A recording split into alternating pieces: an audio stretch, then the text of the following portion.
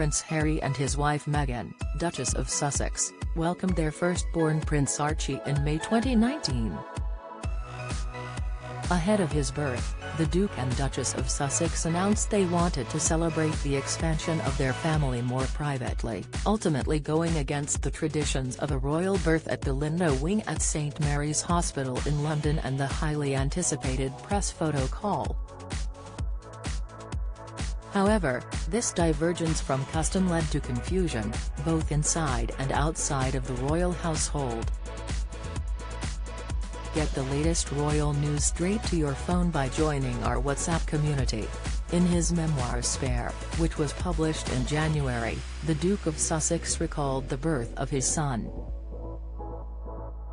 "I don't remember phoning anyone, texting them," he wrote. "I remember watching the nurses run tests on my hour-old son, and then we were out of there. Into the lift, into the underground car park, into the people carrier, and gone. Within 2 hours of our son being born, we were back at Frogmore." Archie was born at the Portland in London on May 6, 2019. While in the past, an announcement would confirm a royal mother is in labor, this was not the case for the Duchess of Sussex. Instead, Meghan welcomed her firstborn with Harry by her side. The pair left London and returned to Frogmore Cottage, the new royal residence they had only recently moved into, without the public or press's knowledge.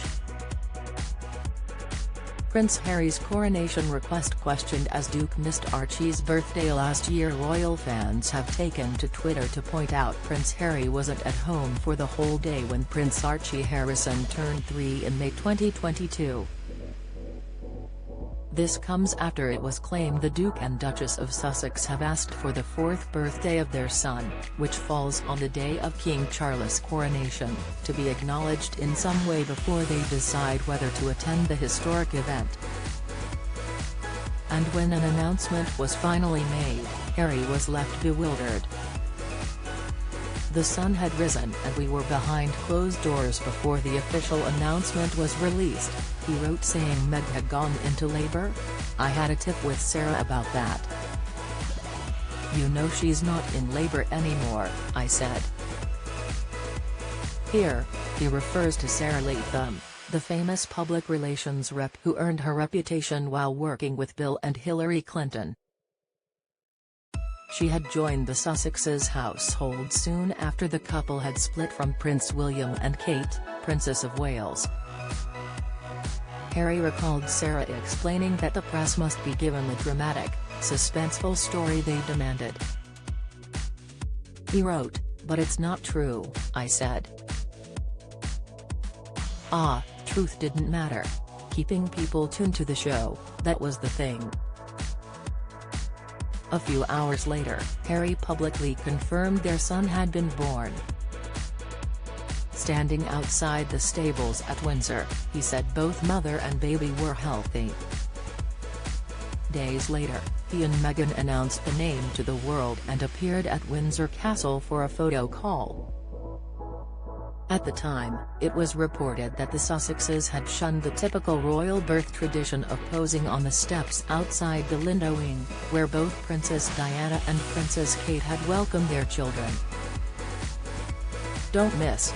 Harry impulsively decided to get Meghan back to her comfort zone. Latest, inside King Charles and Meghan Markle's irreparable relationship. Insight. Poll: do you support Prince Harry attending coronation alone? Poll, however, in March 2021, during their explosive interview with Oprah Winfrey, Meghan alleged the deviation from custom was actually because the royal family did not want to give Archie the title of prince, thus the traditional photo call was not a procedure they had access to.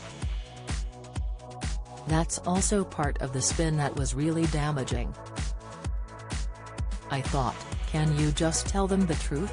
Can you say to the world you're not giving him a title, and we want to keep him safe, and that if he's not a prince then it's not part of the tradition? She said. Just tell people and then they'll understand. But they wouldn't do that. Harry and Meghan's seeming snub of tradition did indeed rattle the press, according to royal author Penny Junor, who recalled the event during the recent Channel 5 documentary, Harry and Meghan, What Next? She explained, they were members of the royal family and they had accepted £2.4 million to renovate their house in Windsor. I think the public felt that they had a right to get excited about the birth, to maybe wait outside the hospital, wait for a glimpse of mother and baby and father to come out. When the public was denied that really rattled the press. They didn't like it.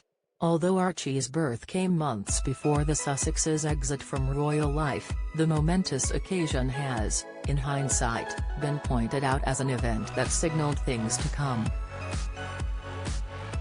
Tom Quinn, whose recent book gilded youth hit shelves in February, said, "It was very much Harry and Meghan not just wanting to do their own thing, but wanting to say, we're signaling a change, things are not going to be the same anymore, we're an independent unit and we're not going to be told what to do by the rest of the royal family." As it is known now, the Duke and Duchess proved themselves to be an entirely independent unit, climactically stepping down from their royal roles and moving overseas. And as a result of their exit, Sarah Latham lost her job within the Duke and Duchess of Sussex's household.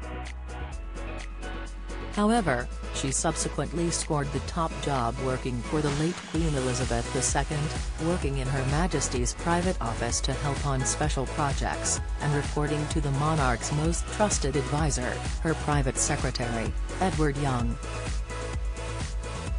Later, reports emerged that Meghan had bullied members of staff and Sarah was one of the figures at the center of the allegations. Buckingham Palace announced a day later it would launch an investigation into claims. The review officially concluded in June 2022, but the palace said that its results would not be made public. According to Valentine Lowe, the royal journalist who broke the story in The Times in March 2021, Sarah and Meghan were initially a golden combination. However, it did not take long for the shine to wear off, he wrote in his book, Courtiers, The Hidden Power Behind the Crown, which was published last year. Relations between the couple and Latham became increasingly tense, he continued. Close colleagues began to wonder how long Latham would want to stick around. At the back of their minds was the feeling that anyone leaving the Sussex team would be best advised to think of a good excuse.